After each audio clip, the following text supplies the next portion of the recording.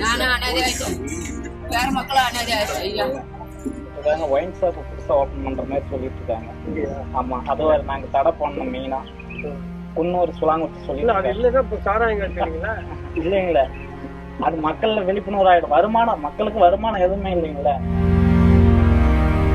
June 18 தமிழ்நாட்டின் வரலாற்றில் மறக்க முடியாத துயரமிகு நாளாக மாறிப்போனது. திரும்பிய பக்கமெல்லாம் மனித சடலங்கள், நெஞ்சை பிளக்கும் மரண ஓலங்கள். கள்ளக்குறிச்சியா அல்லது கள்ளச்சாராய குறிச்சியா என்று கேள்வி எழுப்பும் அளவுக்கு களங்கத்தை சுமந்து வருகிறது கல்வராயன் மலைப்பகுதி. விஷச்சாராயம் குடித்து கருணாபுரம், மாதவச்சேரி, சேஷசமுத்திரம் உள்ளிட்ட பகுதிகளைச் சேர்ந்த 67 பேர் உயிரிழந்தனர். பெற்றோரை இழந்து தவிக்கும் குழந்தைகள், மகனுக்கு ஈமக்கடன் செய்யும் முதியவர், கணவனை இழந்து கதரும் மனைவி, இப்படி எந்த பக்கம் திரும்பினாலும் மயானமாக காட்சி அளித்தது கல்வராயன் மலைப்பகுதி.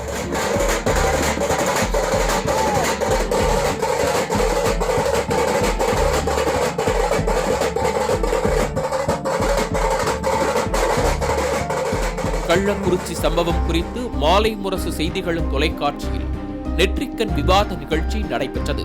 இதில் பங்கேற்ற சென்னை உயர்நீதிமன்ற முதுநிலை வழக்கறிஞர் தமிழ்மணி, கல்வராயன் மலைவாழ் மக்களுக்கு இன்றளவும் போதிய அடிப்படை வசதி இல்லை என்றும் வாழ்வாதாரம் இல்லை என்றும் உணர்ச்சி பொங்க தெரிவித்தார். ஒரு பிரசவ பெண்ணை 4 பேர் டோலியில தூக்கிட்டு ஓடுறான். இது சினிமாவில் எங்கேயாவது நீங்க பார்த்துருக்கலாம். அன்றாட வாழ்க்கை. ஏன்னா பஸ்ஸு கிடையாது, வேலை கிடையாது, காட்டில் போகணும். ஒரு பாம்பு கடிச்சு, ஒரு நண்டுவாக்கள் கடிச்சு செத்து போட்டேன்னா போனான். இல்லை என்ன செய்வேன்னா, ஒரு மோட்டர் பைக்கில் அந்த அந்த கர்ப்பிணி பொண்ணை உட்கார வச்சு 3 பேர் பிடிச்சிக்குவோம். அந்த அம்மா இப்படி நான் பார்த்துட்டு அழுதுருக்கேன் சார். இங்கே ஏதோ சொல்கிறேன்னு நினைக்காதீங்க, நீங்கள் கண்ணதுக்கு பார்த்துட்டு அழுதுருக்கேண்ணா. இதுதானா இந்தியா அப்படின்ட்டு. இதை மாற்றுவதற்கு என்ன செய்யணும்னு அங்கே போய் ஒவ்வொரு சமூக ஆர்வலரும் பார்க்கணும். நான் இதை விட்டுடலை. அதோட சார், நான் பட்ட கஷ்டத்தெல்லாம் நான் சொன்னேன், அழுதுட்டு வைப்பேன். நான் அழ விரும்பலை. ஒரு பப்ளிக் டிபேட்டில் அவ்வளவு கஷ்டப்பட்டு, ஏன்னா செத்துருவான் போல் இருக்கு. லட்சக்கணக்கான பேர், வேற ஒன்றுமே தெரியாதவனுக்கு. பொம்பளை, எல்லா பொம்பளையும் சாராக குடிப்பாங்க. அவன் என்ன சார், சார் ஒரு இண்டஸ்ட்ரி கிடையாது, ஒரு எந்த விதமான விவசாயம் பண்ண முடியாத இடத்துல அப்படி மாட்டிக்கிட்டான் அவன். குளிர், பாம்பு கடிச்சு செத்து போயிடுமா, அதை மாதிரி வாழ்க்கை. சார் தயவு செய்து என் கூட வாங்க, நான் கூட்டு போகிறேன் சொந்த செலவோட. என்ன போராட்ட வாழ்க்கைன்னு பாருங்க சார். இங்கே ஏசி ரூமில் உட்காந்துக்கிட்டு நான் எவ்வளோ சவுண்டு பேசுவேன் தெரியுமா? இங்கிலீஷ், ஹிந்தியிலலாம் நான் பேசுவேன் சார். பிரயோஜனம் இல்லை. என்னால் ஆன யார் காலில் வேணா விழ தயாராக இருக்கிறேன். நான் சாக விடாதீங்க சார். சார், இது உண்மையிலேயே ஒரு சாமானியனுடைய அரசுங்கிறது எனக்கு எந்த சந்தேகமும் இல்லை. பொலிட்டிக்கல் கிரிட்டிசிசம் நான் பண்ணுவேன். 71 வயசு. தயவுசெய்து நான் சாவறதுக்குள்ளேயாவது அவன் சௌரியமாக இருக்கிற மாதிரி ஏதாவது பண்ணுங்க சார். கண்டிப்பாக நடக்கும், கவலைப்படாதீங்க. உங்கள் நம்பிக்கைக்கு நல்விடை கிடைக்கும்னு நினைக்கிறேன். இன்றைய நெற்றிக்கண் நிகழ்ச்சி அமர்வு அரசியல் கருத்து மோதலாக இல்லாமல் தத்தமது அரசியல் நிலைப்பாடுகளை கடந்து எல்லாரும் ஆக்கப்பூர்வமான விஷயங்களை முன் வச்சிருக்கிறீங்க.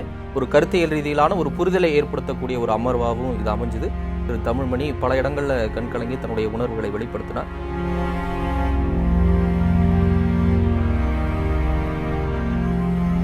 இதனை கண்ட சென்னை உயர்நீதிமன்ற நீதிபதிகள் SM சுப்பிரமணியன் மற்றும் C குமரப்பன் அமர்வு தாமாக முன்வந்து வழக்கை பதிவு செய்தனர்.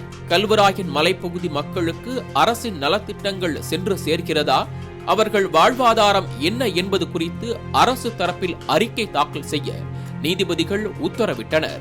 இதற்கு அரசு அறிக்கை தாக்கல் செய்தால் அது தமிழக அரசுக்கு சாதகமாகத்தான் இருக்கும் என்று வழக்கறிஞர் தமிழ்மணி எதிர்மனு தாக்கல் செய்தார். இதனை ஏற்றுக்கொண்ட உயர்நீதிமன்றம் வழக்கறிஞர் தமிழ்மணியிடமே அந்த பொறுப்பை ஒப்படைத்தது. கல்வராயன் மற்றும் சுற்றுவட்டார பகுதி மக்களிடம் நேரில் சென்று ஆய்வு மேற்கொண்டு மக்களின் கருத்துக்களை கேட்டறிந்து அறிக்கை தாக்கல் செய்ய வேண்டும் என்று உத்தரவிட்டது. கள்ளக்குறிச்சி கல்வராயன் மலையில் நடப்பது என்ன என்பதை அறிய களத்தில் இறங்கியது நமது மாலை முரசு செய்திகள் தொலைக்காட்சி.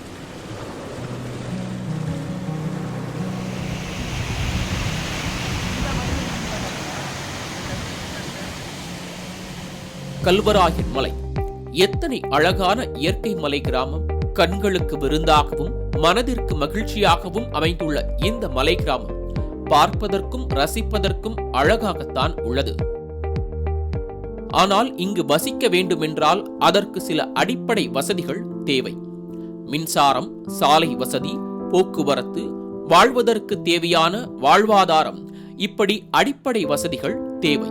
இப்படிப்பட்ட அடிப்படை வசதிகள் இங்கு எந்த அளவிற்கு உள்ளது என்று இந்த பகுதி மக்களிடம் கேட்டபோது, சாலை வசதிகள் முறையாக செய்யப்படாததால் பேருந்து சேவை என்பது ஒரு பகுதி மக்களுக்கு எட்டாக்கணியாகவே உள்ளது. பேருந்தை பார்த்ததே இல்லை என்று மலை கிராம மக்கள் கூறுவது நம்மை வியப்பில் ஆழ்த்தியது. பஸ்ல இங்க வருதா? பஸ்ல கண்ணுல கூட பார்த்ததே இல்ல. கண்ணுலே பார்த்தது இல்லைங்க பஸ்ஸே இல்ல. ஒரு அவசர தேவைக்கலாம் அவசர பைக்ல தாங்க. பைக் எல்லாம் பிக்கப்ல வச்சு கொண்டு போறது. அத தொட்டு கட்டி தூக்கிட்டு போனங்கறது தொட்டு கட்டி ஆள் தந்து ஒரு உடம்பு கடத்தலன்னாக்க துணியில் கட்டி தூக்கிட்டு போகணும். தூளி கட்டி தூக்கிட்டு போறது தோழி தானே. டோலி சின்ன திருப்பதிங்கிற அவங்களுடைய ஒரு மிக புகழ்பெற்ற கோவில் 32 கிலோமீட்டர் தூரம். அதில் 4.5 கிலோமீட்டருக்கு புதுசாக ரோடு போட்டிருக்காங்க. நல்ல ரோடு இருக்குது, அது வரைக்கும் பஸ்ஸு போகுது. மீதி 28 கிலோமீட்டருக்கு ரோடு போட்டு வீணாக போயிடுச்சு.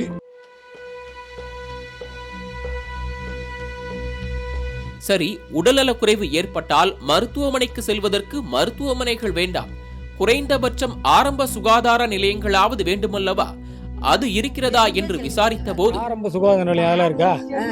ஆரம்ப சுகாதார நிலையம் அதெல்லாம் இருக்கா? ஹாஸ்பிட்டல் எதுவுமே இல்லைங்க. எதுவுமே ஊர்ல எதுவுமே கிடையாது. எங்க ஊர்லயும் இல்ல. போனா பாசிட்டு தான் போகணும்.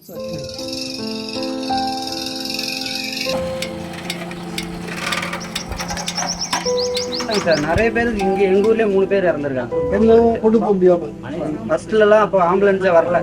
இந்த டைம் அவங்க கொண்டு போய் ஹாஸ்பிட்டல் ட்ரீட்மெண்ட் பார்த்து இறந்துருக்காங்க. ஏன்னா லேட்டா போனதால விஷம் அதிகமா பரவி இதாயிருக்கு. சரி, கர்ப்பிணி பெண்களுக்கு மாதாந்திர பரிசோதனை, பிரசவம் இவையெல்லாம் எப்படி என்று கேட்டபோது அவர்கள் அளித்த பதிலால் அதிர்ந்தே போனோம். ஹாஸ்பிட்டல்னா ஹாஸ்பிட்டல் இல்லைங்கண்ணா, நாங்கள் போகணும்னா மாவடிப்பட்டு தான் போவோம். மாவடிப்பட்டு இங்கே எத்தனை கிலோமீட்டர்? முழுவதுமா இருக்கிற பொம்பளைங்கிறத கூட்டிட்டு போனால் நடுவழியிலே இதாயிடுது, டெலிவரி ஆயிடுது. எத்தனை கிலோமீட்டர் வரீங்க? நாங்கள் கிட்டத்தட்ட அங்கே 25 கிலோமீட்டர் வருதுங்கண்ணா. 30 கிலோமீட்டர் வருது எங்க மாவடிப்பட்டுக்கு. வெள்ளிமலை வருது 25 கிலோமீட்டர். குறிப்பா பெண்கள்லாம் ரொம்ப கஷ்டப்படுறாங்க சொல்றாங்க. ரொம்ப கஷ்டம். அவங்க என்ன மாதிரி சூழல் வந்து இந்த கன்சீவா இருக்கும்போது இந்த இது பார்த்தீங்கன்னா ரொம்ப கஷ்டம். கன்சீவா இருக்கும்போது எப்படின்னா டெய்லி வந்து 10 நாள் கழிச்சு ஒரு மாசம் ஊசி போடணும். அவங்களாம் எங்க போய் ஊசி போடுறாங்க? ஓட்டம்பட்டி தானே. ஓட்டம்பட்டி எத்தனை கிலோமீட்டர்? இங்க இருந்து 7 கிலோமீட்டர். 8 கிலோமீட்டர். 8 கிலோமீட்டர். ஆமா, 8 கிலோமீட்டர் நடந்து போயோம். 8 கிலோமீட்டர் நடந்து. நன்றாக இருக்கும் சாலைகளையே ஸ்மார்ட் சிட்டி என்ற பெயரில் நவீனப்படுத்தி வரும் நிலையில் ஒரு பகுதியில் சாலையே இல்லை என்பதுதான் நிதர்சனமான உண்மை. சரி, சாலை வசதி வேண்டுமென்று அரசுக்கு மனு கொடுத்தீர்களா என்று மலைவாழ் மக்களிடம் கேட்டபோது, ஓட்டு கேட்பதற்கு மட்டுமே தங்கள் பகுதிக்கு வருவதாகவும், அதன் பின்னர் அரசியல்வாதிகளோ ஆட்சியர், வட்டாட்சியர் என அரசு அதிகாரிகளோ எவருமே வருவதில்லை என்று கூறும் இப்பகுதி மக்கள் தங்கள் தொகுதியின் MP MLAக்களின் பெயர்கள் கூட தெரியாது என்று கூறுவதுதான் உச்சகட்ட வியப்பு. கலெக்டரை பார்த்துருக்கீங்களா? பார்த்ததில்லை. தாசில்தார் PAO தெரியும். யாராவது அமைச்சர் வந்திருக்காங்களா? கிடையாது, நாங்கள் பார்த்ததில்லை. ரொம்ப ஒரு 30 வயசு லேடிஸ் 2-3 பேரை கேட்குறோம். முதலமைச்சர் யாருன்னு தெரியுமா? எங்களுக்கு பேர் தெரியாது. முதலமைச்சர் இருக்கிறாருன்னு தெரியும், யாருன்னு தெரியாது. இப்படி ஒரு பகுதி இந்தியாவில் இன்று வரை இருக்கிறது என்பது எல்லோரும் வெட்கப்பட வேண்டிய விஷயம். இல்லைம்மா, இப்போ கடைசியாக வந்து பார்த்தீங்கன்னா உங்கள் MLA எப்போ வந்தார்? MP பார்த்துக்கிறீங்களா? MLA வந்திருக்காரா? MP யாரு உங்களுக்கு? இல்லை, இந்த இங்கே MP யாருன்னு கேட்குறேன். MLA தெரியுமா? வந்திருக்காரா இங்க? கடைசியா எப்போ வந்தாங்க? கடைசியா எப்போ வந்தாருமா? இல்லம்மா, அதுக்காக இல்லை. உங்களுக்கு ஒரு பிரச்சனைனா இந்த தண்ணி பிரச்சனை ஏதாவது எம்எல்ஏ சொல்லியிருக்கீங்களா? அவர் வந்திருக்காரா? கடைசியாக அவர் எப்போ வந்தார்? வரல, இப்பெல்லாம் வரல. இப்போலாம் எதுவும் வரல. முறையிட்டீங்களா? ஓட்டு கேட்க வர வேட்பாளர் சொல்லியிருக்கீங்களா? ஆபீஸ்க்கு போய் சொல்லி தான் இருக்கிறோம். நாங்க என்ன வண்டி எடுத்துட்டே போய் சொல்லிட்டு தான் வந்தோம். ஒண்ணுமே செய்யல, ஓடு மட்டும் கேக்குறாங்க. அதுதான் இந்த தொகுதி எம்எல்ஏ பேர் என்னம்மா தெரியுமா? தெரியாது. உங்களுக்கு தெரியாதா? எம்பி பேரும் தெரியாது. மாணவர்களின் கல்வி அறிவை வளர்க்கும் வகையில் பள்ளிகள் உள்ளதா என்ற கேள்விக்கு 8ஆம் வகுப்பு வரை பள்ளிகள் உள்ளதாகவும், ஆனால் பாதை சரியாக இல்லாததால் ஆசிரியர்கள் குறித்த நேரத்தில் பள்ளிக்கு சென்று வர முடியாத சூழல் உள்ளதாகவும், இதனால் மாணவர்களின் கல்வி அறிவு மிகவும் மோசமான நிலையில் உள்ளதாகவும் கூறுகின்றனர் இப்பகுதி மக்கள். அத்துடன் மேற்கொண்டு படிக்க பல கிலோமீட்டர் தூரம் வரை செல்ல வேண்டிய நிலை உள்ளதாகவும் கூறுகின்றனர். பசங்க படிப்பெல்லாம் முக்கியமா ஆசிரியர்கள் பற்றாக்குறையா இருக்கு. அங்க ஸ்கூல் இருக்கா? ஸ்கூல் இருக்கு, மிடில் ஸ்கூல் இருக்கு, 8th வரைக்கும் இருக்கு, 8வது வரைக்கும் அங்க இருக்கு. இங்கேயும் ஸ்கூல் இருக்கு, கிடாரில் இருக்கு. ஆசிரியர் பற்றாக்குறை ரொம்ப அதிகமா இருக்கு. வெளியே இருந்து வரமாட்டிருக்காங்க ஆசிரியர். மலைக்கு என்னாவே வர்றது யோசிக்கிறாங்க. ரோடு வசதி இல்லை, அவங்களால வந்துட்டு கரெக்டான டைம் போக முடியல, கரெக்டான டைமுக்கு அவங்களால வர முடியல. 5th படிக்கிறவனுக்கு 1-2 சரியா 10 வரைக்குமே தெரியல.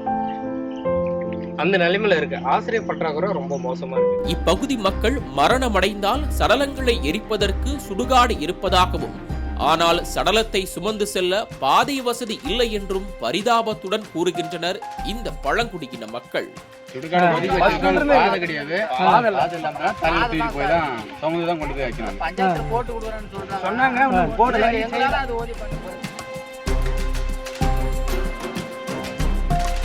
இவர்களின் முக்கிய தொழில் மானாவாரி பயிராக மரவள்ளி கிழங்கு பயிரிடுவதும் ஒருபோகம் நெல் பயிரிடுவதுமாகும். இப்படி விளைவிக்கும் பொருளை சந்தைப்படுத்த கொல்லிமலை, கருமாத்தூர், வெள்ளிமலையை கடந்து சுமார் 60 கிலோமீட்டர் தூரம் வரை சென்று ஆத்தூரில் வந்த விலைக்கு விற்பனை செய்கின்றனர். இதில் பயிரிடும் செலவு, உரம், பூச்சிக்கொல்லி செலவு மற்றும் சந்தைப்படுத்த கொண்டு செல்லும் செலவு என்று கூட்டி கழித்து பார்த்தால் கிலோவுக்கு 300 ரூபாய் நஷ்டம் ஏற்படுவதாக வேதனை தெரிவிக்கின்றனர். இப்படி அன்றாட வாழ்வாதாரத்திற்கே அல்லல் படும் சூழலில்தான் கல்வராயன் பகுதி மலைவாழ் மக்கள் கள்ளச்சாராயம் காய்ச்சும் நிலைக்கு தள்ளப்படுவதாக கூறப்படுகிறது. வருடத்தில் 4 மாதம் பல கிராமங்களிலிருந்து ஒரு 100 பேர் இருந்தாங்கன்னா அதில் 60 பேர் தங்கள் குடும்ப உறுப்பினர்களோடு குழந்தைகளையும் அழைத்து கொண்டு கர்நாடகாவுக்கும் கேரளாவுக்கும் வேலைக்கு செல்கிறார்கள். விளைவு, அந்த குழந்தைகளுடைய படிப்பு சுத்தமாக நின்று போய்விடுகிறது. 2ஆம் கிளாஸில் படிச்சுட்டு கூட்டிகிட்டு போனால் திருப்பி அவங்கள 1ஆம் கிளாஸில் தான் சேர்ப்பேன்னு சொல்கிறாங்க. அது எல்லாம் பதிவாகியிருக்கிறது.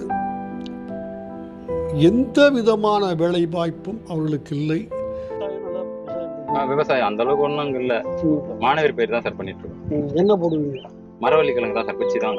வேற ஒன்றும் இல்லை. அது எங்கே கொண்டு போய் கடைக்கு நீங்கள் கொடுக்கணும்? விற்க வியாபாரம் விற்கணும்னா காட்டக்கோட்டை சார். அங்கே வாங்கி. ஆமாம் சார். ஆத்தூர் காட்டுக்கோட்டை. எவ்வளோ தூரம்? இங்கேருந்து பார்த்தீங்கன்னா ஒரு 20 கிலோமீட்டர், 15 கிலோமீட்டர் வரும். 15 கிலோமீட்டர். ரோடு இருக்கா? ரோடு இருக்கு சார், ஆனால் அந்த ரோட்ல போக முடியாது. 5 கிலோமீட்டர் ரோட்ல போக முடியாது. பைக்ல போனா போகலாம். இங்கிருந்து வெள்ளிமலை போயிட்டு கரும்புதூர் போயிட்டு கரும்புதூர்ல இருந்து கீழே இறங்கணும், ஆத்தூர் போகணும். சரி, இவர்கள் சுயமரியாதையுடனும் கௌரவமாகவும் வாழ்வதற்கு அரசாங்கத்திடமிருந்து எந்த விதமான உதவிகளை தான் எதிர்பார்க்கின்றனர்? இவர்களின் எதிர்பார்ப்புதான் என்ன என்று கேட்டபோது, பாட்டன் பூட்டன் காலம் தொட்டு அரசுக்கு சொந்தமான புறம்போக்கு நிலத்தில் உழுது பயிர் செய்து வருவதாகவும், இனி அந்த இடங்களை தங்களது பெயரில் பட்டா செய்து தர வேண்டும் என்றும் கோரிக்கை விடுக்கின்றனர். அரசுக்கு சொந்தமான நிலமாக இருந்தாலும் பட்டா இல்லாததால் வனத்துறையினர் பயிர் செய்ய விடாமல் தடுப்பதாகவும், எனவே பட்டா இருந்தால் கிணறு வெட்டவும் லோன் வாங்கவும் தங்களுக்கு உதவியாக இருக்கும் என்றும் மலைவாழ் மக்கள் கோரிக்கை விடுக்கின்றனர். ஒரு 30-40 வருஷம் இருக்கும். பட்டாவே தான் தரல. ஆனா அதுல நீங்க ஓட்டுறது யாரும் தடுக்கல. உங்களை வித்தியாசத்தை புரிஞ்சுக்குங்க. தடுக்கல, பட்டா தான் இல்ல உங்களுக்கு. மாதிரி ஒரு கிணறு வெட்ட முடியல, ஒரு லோன் வாங்க முடியல.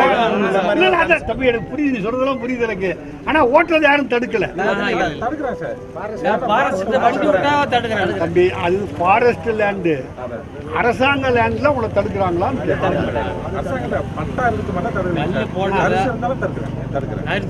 அரசாங்க இடமா இருந்தாலும் யார் தடுக்கிறா? ஏன் தடுக்கிறான்? பட்டா தவிர மீது எதுவுமே நீங்க பட்டா இருந்தா மட்டும்தான் நீங்க ஓட்ட முடியுங்கிறாங்க. இல்ல, வனத்துறை லேண்ட் இல்ல, அது வனத்துறை லேண்ட் இல்ல. ஆனா இங்க இருக்கிறவங்களுக்கு யாரும் தெரியல. எந்த விதமான வாழ்வாதாரமும் இல்லாதவர்கள், பட்டா நிலங்களே இல்லை. இந்தியாவுக்குள் 1976 இந்த பகுதி வந்தபோது மிக மிக அவசரமாக யாருக்கும் தெரியாமலே அந்த பகுதி மக்களுக்கு எழுத்தறிவே இல்லாதவர்கள் இன்று வரையும் 60% பேர் 70% பேர் ஒரு எழுத்துக்கூட்டி கூட படிக்க தெரியாதவர்கள். அவர்கள் மத்தியில் ஒரு அறிவிப்பை, நோட்டிஃபிகேஷனை வெளியிட்டு எந்த இடங்களெல்லாம் மக்கள் வீடு கட்டாமல் இருந்தார்களோ, வெற்றிடமாக இருந்ததோ, அந்த இடங்களில் தலைமுறையாக அந்த மலையாளி இன மக்கள் விவசாயம் செய்து வந்தாலும் கூட அதை கண்டும் காணாதது போல் அது காடு என்று அறிவித்து விட்டார்கள். சரி, பட்டா வழங்கினால் மட்டும் போதுமா என்றதற்கு உழவு தொழிலில் ஏற்படும் நஷ்டத்தை சமாளிக்க அரசு தங்களுக்கு நாற்று, உரம், பூச்சிக்கொல்லி உள்ளிட்ட உழவு பொருட்களை இலவசமாக வழங்கினால் உழைக்கவும் பயிர் செய்து கௌரவமாக பிழைக்கவும் தயாராக இருப்பதாக உறுதியளிக்கின்றனர் மலை கிராம இளைஞர்கள். ஏதாவது தேவைப்பட்டா முடியும்னா சொல்லுங்க, அரசாங்கத்தை இந்த உதவி செய்யலாம். இவனுக்கு எப்போதைக்கு இந்த பாருங்க, எந்த பயிர் சிந்து பயிரில் வந்து அது வருமானம் 1000 ரூபா செலவு ஒரு 700 ரூபா 800 ரூபாய் தான் கிடைக்குது. அப்போ 200 ரூபா நஷ்டமா வருது. என்ன காரணம்?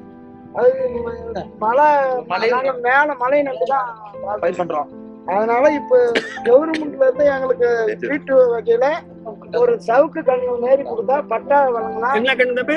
சவுக்கு கண்ணு, காப்பி சிலவர அந்த மாதிரி. புரியுது தம்பி.